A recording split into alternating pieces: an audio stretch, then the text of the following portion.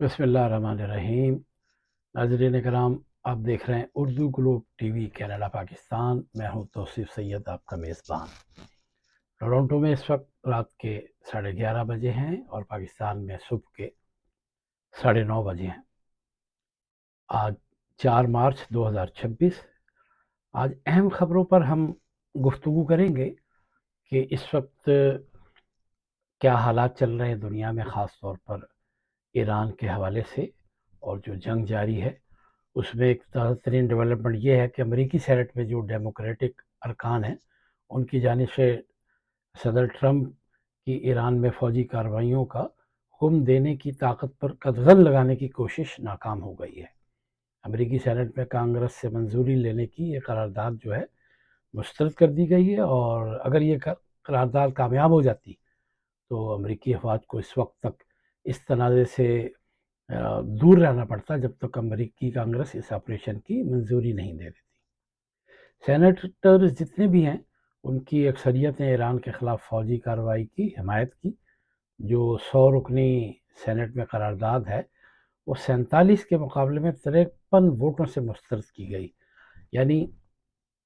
6 vote کا فرق پڑا، اور اگر یہ ووٹ دوسری طرف ہوتے تو یہ ڈونلڈ ٹرمپ کے لیے مشکلات آ جاتی اور فوجی کارروائی کی جو حمایت ہے وہ نہیں ہو سکتی تھی۔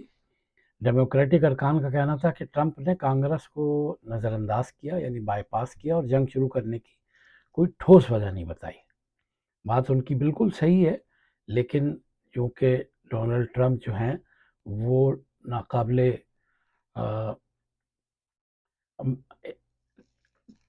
کسی صورت میں بھی وہ دوسروں کو یا سینٹ کو یا ایوان زیریں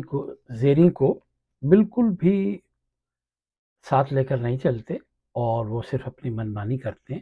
اور اس منمانی کا انہیں خمیازہ تو ظاہر ہے بھگتنا پڑے گا۔ ادھر ڈیموکریٹک ارکان نے ان کو کہا ہے کہ ڈونلڈ ٹرمپ جو ہیں انہوں نے امریکہ کو اس مشکل میں لا کھڑا کیا ہے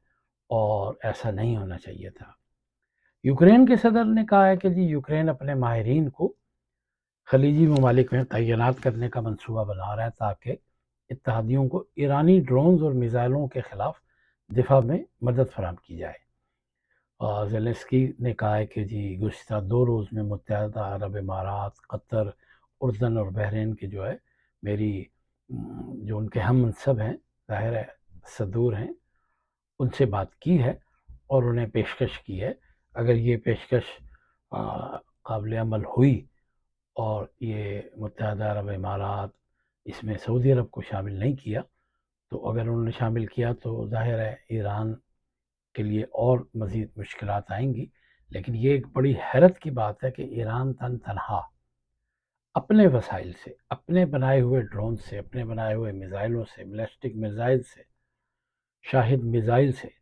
اس نے اب تک مقابلہ کیا ہے امریکہ جیسی سپر طاقت کا اور اسرائیل جیسے ظالم نیتن یاہو جیسے بدماش کا، اور وہ مقابلہ کر رہے ہیں۔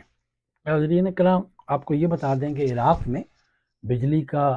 مکمل بریک ڈاؤن ہے اور امریکی سفارت خانے کی اپنے شہریوں کو ملک سے نکل جانے کی ہدایت کی گئی ہے، اور عراق کی وزارت بجلی کا کہنا ہے کہ پورا ملک جو ہے بجلی کی مکمل بندش سے متاثر ہے۔ عراق کی ایک ایجنسی ہے، نیوز ایجنسی، اس کے مطابق وزارت کا کہنا ہے کہ ملک کے تمام صوبوں میں پاور گریڈ مکمل طور پر بند ہو گئے ہیں اور بلیک آؤٹ کی وجہ جاننے کی تحقیقات کی جا رہی ہیں۔ دوسری جانب بغداد میں جو امریکی سفارت خانہ ہے اس نے عراق میں موجود تمام امریکی شہریوں کو ہدایت کی ہے کہ وہ جتنا ہو سکے، جتنا جلد ہو سکے محفوظ طریقے سے عراق سے نکل جائیں۔ اور لبنان کی وزارت صحت نے کہا ہے کہ اب تک لبنان میں اسرائیلی فوجیوں کی کارروائیوں کے نتیجے میں ہلاک ہونے والوں کی تعداد 72 ہے، جبکہ 440 کے قریب تقریباً زخمی ہوئے ہیں۔ بیروت میں آج اسرائیلی فضائی حملوں کی آوازیں سنائی دیتی رہیں، جبکہ اسرائیلی فوج نے جنوبی لبنان میں رہنے والوں سے فوری طور پر اپنے گھر چھوڑ کر شمال کی جانب نقل مکانی کا کہا ہے۔ تو اب اسرائیل نے لبنان پہ بھی چڑھائی کر دی ہے، اور وہ اس صورتحال سے یقینی طور پر ایجپٹ اور گولان کی پہاڑیوں اور مختلف جتنے بھی علاقے ہیں جہاں جہاں اس کا پلان ہے وہاں پر وہ اپنے حملے بڑھائے گا۔ اور یہ تازہ ترین کشیدگی اس وقت سامنے آئی جب حزب اللہ نے ایران پر امریکی اور اسرائیلی حملوں اور اس کے نتیجے میں ایران کے رہبر اعلیٰ آیت اللہ خامنائی کی شہادت کے جواب میں اسرائیل پر راکٹ اور ڈرون بھی داغے۔ ایران کے جو صدر ہیں وہ کہہ رہے ہیں کہ جی ہمسایہ خلیجی ممالک جو ہیں وہ یہ ذہن میں رکھیں کہ ایران کے پاس امریکی اور اسرائیلی حملوں کا جواب دینے کے سوا کوئی چارہ نہیں تھا۔ انہوں نے کہا کہ جو 28 فروری کو امریکہ اور اسرائیل کی جانب سے ایران پر جو حملے کیے گئے تو ایران نے اپنے پڑوسی ممالک پر سینکڑوں میزائل ڈرون فائر ضرور کیے ہیں، اور ایران نے اب تک یو اے ای، قطر اور عمان سمیت خلیجی ریاستوں میں امریکی فوجی اڈوں اور توانائی کے بنیادی ڈھانچوں کو نشانہ بنایا ہے، عوام کو یا پبلک اسپیس کو نشانہ نہیں بنایا ہے۔ اور انہوں نے ایرانی صدر نے کہا ہے کہ اپنے پڑوسی ممالک سے کہ ان کی مدد سے ایران جنگ سے بچنے کی بہت کوشش کرتا رہا ہے، لیکن ایران کو جنگ کی طرف دھکیلا گیا، اور امریکہ اور اسرائیل کے حملوں نے ایران کے پاس اپنے دفاع کے سوا کوئی چارہ نہیں چھوڑا۔ ظاہر ہے جب ان کے پاس کوئی اور چارہ نہیں تھا تو انہوں نے تو اپنا دفاع بھی کرنا ہے، اور جوابی کارروائی جتنی ممکن ہو سکے گی وہ کریں گے۔ خلیجی ممالک ظاہر ہے پریشان تو ہیں، لیکن حیرت یہ ہے کہ قطر کے لیے اتنا بڑا ایک بیس دیا ہوا ہے امریکہ کو، تو امریکہ نے اس بیس پر اور قطر کے بچاؤ کے لیے خاطر خواہ کوئی بندوبست نہیں کیا۔ ایران پر امریکہ اور اسرائیل کے حملے میں جو رہبر اعلیٰ آیت اللہ خامنائی کی شہادت کے بعد ایران کے سیکورٹی چیف علی لاریجانی جو ہیں انہوں نے ٹرمپ کو خبردار کیا ہے کہ خامنائی کی شہادت کے بعد آپ سے بھاری قیمت وصول کی جائے گی۔ ان کا کہنا تھا کہ اسرائیلی وزیر اعظم یاہو کو وہ ایک مسخرہ ہے، اور اس مسخرے کی حرکتوں میں آ کر ٹرمپ نے امریکی عوام کو ایران کے ساتھ ایک غیر منصفانہ جنگ میں دھکیل دیا ہے۔ انہوں نے کہا کہ ان کے لیے اب بھی امریکہ سب سے پہلے ہے یا سب سے پہلے اسرائیل ہے۔ انہوں نے کہا وہ غلط بیانی کرتے ہیں کہ جی ہمارے لیے سب سے پہلے امریکہ ہے، نہیں، ان کے لیے سب سے پہلے اسرائیل ہے۔ اور سعودی وزارت دفاع کے مطابق ملک کی ایک بڑی آئل ریفائنری کو ڈرون حملے میں نشانہ بنانے کی کوشش کی گئی ہے۔ یہ حملہ راس تنورہ میں ایک آئل ریفائنری ہے اس پر کیا گیا، جس کے بارے میں خیال کیا جاتا ہے کہ یہ سعودی عرب کی سب سے بڑی آئل ریفائنری ہے۔ اور اس حملے میں ڈرون کا استعمال تو ہوا لیکن کوئی جانی نقصان نہیں ہوا۔ اور امریکی سیکٹری دفاع کا کہنا ہے کہ امریکہ نے بحرین میں ایران کے ایک جنگی جہاز کو غرق کیا ہے، اور پینٹاگون نے ایک پریس بریفنگ میں بتایا کہ ایرانی جہاز کو تارپیڈو کے ذریعے نشانہ بنایا گیا۔ اور اس کے حوالے سے مختلف خبریں آ رہی ہیں کہ یہ انڈین اوشن کے قریب تھا، اور سری لنکا نے ان 80 ایرانی فوجی شہید ہوئے ہیں، جو بچ گئے ہیں انہیں بچانے کے لیے جو کردار ادا کیا ہے وہ سری لنکا نے کیا ہے، اور سری لنکا نے بہت سپورٹ کیا اس معاملے میں، اور انڈیا نے وہی کیا جو ہمیشہ کرتا چلا آیا ہے۔ انڈیا نے اپنا کندھا بھی پیش کیا اسرائیل کو، اور بھی بہت سارے دفاعی معاہدے بھی کیے، اور ایران کو تن تنہا اس نے چھوڑ دیا ہے۔ فائدے لینے کے لیے انڈیا نے ایران سے ماضی میں بے شمار فوائد لیے، اور پاکستان سمجھاتا رہا ایران کو کہ آپ اتنے زیادہ انڈیا کے قریب نہ ہوں۔ آپ کو پتہ ہے کہ پاکستان میں جو کلبھوشن یادیو کا نیٹ ورک تھا وہ ایران سے ہی پاکستان میں داخل ہوا تھا، اور ایران میں بے شمار نیٹ ورک جو ہے وہ انڈیا کا موجود ہے، جو یقینی طور پر اسرائیل کی جو ایجنسیز ہیں ان کو سپورٹ فراہم کرتا ہے۔ پاکستان میں امریکی مشن نے مشرق وسطیٰ کی صورتحال کے حوالے سے لاہور اور کراچی میں تعینات اپنے غیر ہنگامی جو سفارتی عملہ ہے اس کو پاکستان چھوڑنے کی ہدایت کی ہے۔ اور امریکہ اور ایران کشیدگی کے بعد خطے میں ڈرون اور میزائل حملوں کے خطرات بڑھ گئے ہیں، جبکہ کمرشل پروازوں کی آمد و رفت بری طرح متاثر ہونے کا خدشہ ہے۔ اور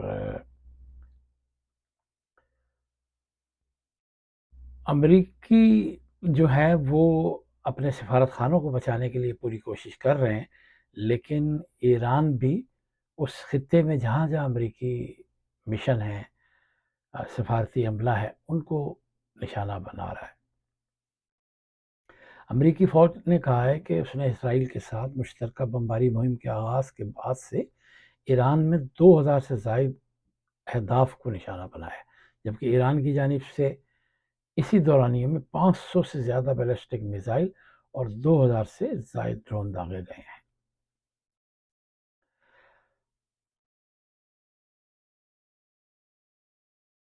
اس وقت صورتحال یہ ہے کہ اگر اسرائیل کے پاس بموں کی تعداد یا میزائل کی تعداد کم ہوتی چلی جاتی ہے، اسلحے کے ذخائر کم ہوتے چلے جاتے ہیں، اور ایران کوئی سرپرائز دیتا ہے، تو اسرائیل کو سمجھ آ جائے گی کہ یہ اس نے کتنا بڑا ایک بلنڈر کر دیا ہے۔ آپ کو پتا ہوگا کہ ایران کے کئی عہدیداروں نے پچھلے دنوں کہا تھا کہ ہم مہینے تک بآسانی جنگ کھیچ سکتے ہیں، تو اس کا مقصد ہے کہ ان کے پاس میزائل کا اچھا خاصا ذخیرہ موجود ہے، اور سرپرائز یہی ہے کہ کسی کو معلوم نہیں ہے کہ ان کے پاس کتنے میزائل ہیں، کتنے ڈرون ہیں، 10,000 ہیں، 50,000 ہیں یا 1,00,000 ہیں۔ اور اسرائیل جو مزید جنگ میں گھستا چلا جا رہا ہے، اس کے لیے مشکلات آئیں گی، اور ہر روز ایران جو ہے وہاں حملے کرتا ہے اور ان کے سسٹم کو وہ ڈاج کرا کے اسرائیل میں مختلف علاقوں میں تباہی مچاتا ہے، جس سے یقینی طور پر اسرائیلی شدید پریشان ہیں۔ اس وقت سب سے اہم چیز یہ ہے کہ پاکستان جو ہے وہ خاموشی سے بڑے بیلنس طریقے سے صورتحال کا جائزہ لے رہا ہے، اور اس نے خلیجی ممالک کو یقین دہانی کرائی ہے کہ ہم آپ کے ساتھ ہیں، لیکن پاکستان کے لیے مشکل یہ ہے کہ وہ ایران کی مخالفت اس طرح نہیں کر سکتا، کیونکہ پاکستان میں کچھ ریلیجیس سینٹیمنٹ ہیں، تو اس کو بھی پاکستان نے دیکھنا ہے۔ سعودی عرب نے البتہ دعویٰ کیا ہے کہ جی اس نے 3 کروز میزائل کرائے ہیں۔ ایک تازہ ترین خبر تھی، ہم نے کہا آپ سے شیئر کریں، اور سعودی عرب کی وزارت دفاع نے ایک بیان میں کہا ہے کہ 3 کروز میزائلوں کو الخرج شہر کے باہر تباہ کر دیا گیا ہے۔ اس سے پہلے امریکی وزیر خارجہ نے بھی کہا تھا کہ سعودی عرب کے وزیر خارجہ شہزادہ فیصل بن فرحان آل سعود سے ان کی بات ہوئی ہے، اور انہیں بھرپور تعاون کی یقین دہانی کرائی گئی ہے۔ قطر کا تہران سے حملے روکنے کا مطالبہ ہے۔ ایران اپنے پڑوسیوں کو ایسی جنگ میں گھسیٹ رہا ہے جس سے ان کا تعلق نہیں۔ ایران پر امریکہ اور اسرائیل کے حملے اور تہران کی جانب سے جوابی کارروائیوں کے آغاز کے بعد قطر کے وزیر خارجہ نے پہلی مرتبہ اپنے ایرانی ہم منصب کو فون کیا ہے۔ عباس عراقچی کو ظاہر ہے فون کیا ہے، اور امریکہ اور اسرائیل کی جانب سے ایران پر حملوں کے آغاز کے بعد ایران نے اپنے پڑوسی عرب ممالک پر سینکڑوں میزائل اور ڈرون فائر کیے ہیں، جس پر عرب ممالک تہران سے کافی ناراض ہیں۔ ظاہر ہے وہ ناراض اسی لیے ہیں کہ انہیں امید نہیں تھی، مگر ایران نے یہ کہا ہے کہ ہمارے پاس اور کوئی آپشن نہیں بچا تھا۔ تو قطری وزارت خارجہ کے بیان کے مطابق عراقچی کے اس دعوے کو صاف الفاظ میں انہوں نے مسترد کر دیا کہ حالیہ دنوں میں ایران کی جانب سے ہونے والے حملوں کا نشانہ امریکی مفادات تھے، نہ کہ قطر کی ریاست۔ انہوں نے الزام لگایا کہ ایران اپنے پڑوسیوں کو نقصان پہنچا رہا ہے اور انہیں ایک ایسی جنگ میں گھسیٹنے کی کوشش کر رہا ہے جس سے ان کا کوئی تعلق نہیں ہے۔ اور تہران پر حملوں کا ایک نیا سلسلہ شروع کیا، یہ اسرائیلی فوج نے ایک دعویٰ کیا ہے، اور یہ ہمارے پاس خبر ابھی پہنچی ہے تو کچھ دیر پہلے کہ اسرائیلی فوج نے ایرانی دارالحکومت تہران پر حملوں کا ایک لامتناہی سلسلہ جو شروع کیا ہے، اس سے اچھا خاصا تہران میں تباہی مچی ہے، نقصان ہوا ہے، اور انفراسٹرکچر جو ہے وہ اس کو نشانہ بنایا گیا ہے، اور ایک یہ نئی لہر جو ہے تباہی کی وہ آئی ہے۔ اور ان حملوں کے اہداف کے بارے میں ابھی تفصیلات تو نہیں آئی ہیں، لیکن کچھ خبر رساں ادارے یہ کہہ رہے ہیں کہ بدھ کی رات دارالحکومت میں بہت زوردار دھماکوں کی آوازیں سنائی دی گئی ہیں، اور ایک کسی کمپاؤنڈ پر حملہ کرنے کی بات کی ہے اسرائیل نے، اور وسیع پیمانے پر انہوں نے کہا جی حملہ کیا ہے، جس میں کمانڈ سینیٹرز اور داخلی سیکورٹی اہلکار موجود تھے، ان کو نشانہ بنایا گیا۔ اسپین آخرکار فوجی اڈے جتنے اس نے اڈے دینے تھے، اسپین نے فوجی اڈے دینے کے دعوے کی تردید کی ہے، اور جنگ کے متعلق انہوں نے کہا جی ہمارا موقف تبدیل نہیں ہوا۔ اسپین کے وزیر خارجہ نے کہا کہ ایران جنگ کے متعلق ان کی حکومت کے موقف میں کوئی تبدیلی نہیں آئی ہے، اور اسپین نے امریکی فوج کے ساتھ تعاون پر رضامندی ظاہر کر دی ہے۔ ظاہر ٹرمپ نے دھمکی دی تھی کہ اگر اسپین ہمیں اڈے نہیں دے گا تو ایک تو ہم زبردستی لے لیں گے، دوسرے ہم تجارت ختم کر دیں گے۔ تو ظاہر ہے یہ دھمکی ایسی تھی کہ جس پر اسپین جو ہے وہ اس سے جو مشکلات درپیش آنی تھی اس کا اس نے اندازہ کر لیا، اور اس نے کہا کہ جی ہم اڈے دینے کو تیار ہیں۔ پہلے تو انہوں نے کہا تھا، اور اپنا فوجی اڈا جو انہوں نے استعمال کرنے کی اجازت دینے سے انکار کیا تھا، لیکن ٹرمپ نے ظاہر ہے جب دھمکی دی تو پھر انہوں نے کہا کہ جی ہمارا جنگ کی مخالفت کا موقف واضح ہے اور دو ٹوک ہے۔ اب مقصد ان کا یہ ہے کہ جی ہم جنگ کے تو مخالف ہیں، لیکن آپ ہمارا کندھا استعمال کریں، ہمارا علاقہ استعمال کریں، اور آپ ماریں، ہم مارنے کے لیے یا لڑائی میں ہم خود شامل نہیں ہوں گے۔ تو یہ بڑا مشکل فیصلہ ہوتا ہے کہ امریکہ جیسے ملک کو پہلے انکار کیا جائے۔ برطانیہ کے ساتھ بھی یہ ہوا، اور امریکہ اور اسرائیل نے بڑی حد تک ایران کی جو ہے فوجی صلاحیتیں جو ہیں ان کو تباہ کرنے کا دعویٰ کیا ہے، اور ٹرمپ کی تنقید کے بعد اب دیکھنا یہ ہے کہ اور کون سے ممالک جو ہیں وہ